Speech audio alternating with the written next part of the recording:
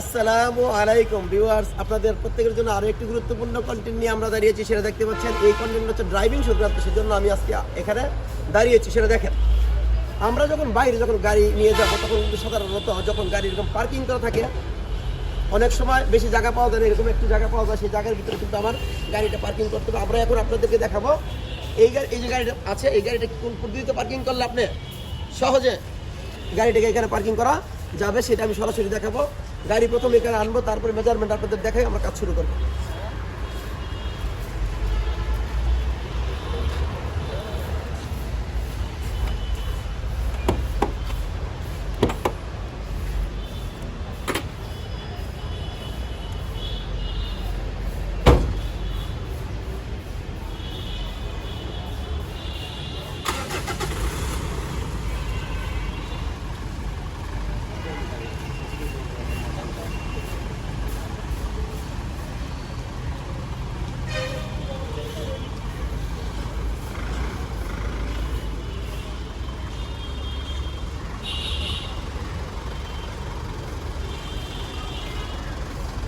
আমরা এখন এই যে লুকিং গ্লাস আছে বাম দিকের, এই ডান দিকের লুকিং গ্লাস এবং আমাদের ওই গাড়ির বাম দিকের লুকিং গ্লাস বরাবর আমরা করবো। এখন সরাসরি ভিডিওতে আপনারা দেখেন কীভাবে আমরা সেটা করি।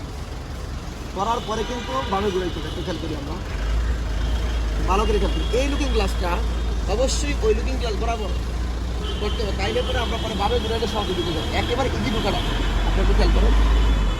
এই দেখতে পাচ্ছেন, একটু ভালো করে খেয়াল করি আমরা। এই লুকিং গ্লাসটা কিন্তু ওই লুকিং গ্লাস বরাবর আছে। একটু ভালো করে খেয়াল করে দেখবেন যে এই যে লুকিং গ্লাসটা আছে, ওই গাড়ির লুকিং গ্লাসটা এবং এই গাড়ির লুকিং গ্লাস কিন্তু বরাবর আছে।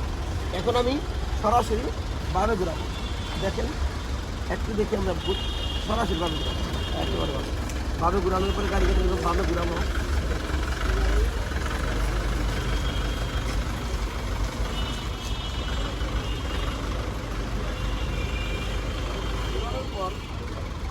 পিছনে একটা গাড়ি আছে, এই লুকিং গ্লাসের ভিতরে অবশ্যই পিছনের গাড়ি দেখা নিতে হবে।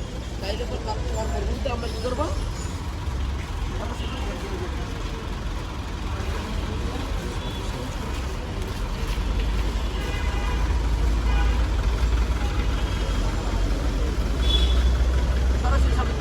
সামনে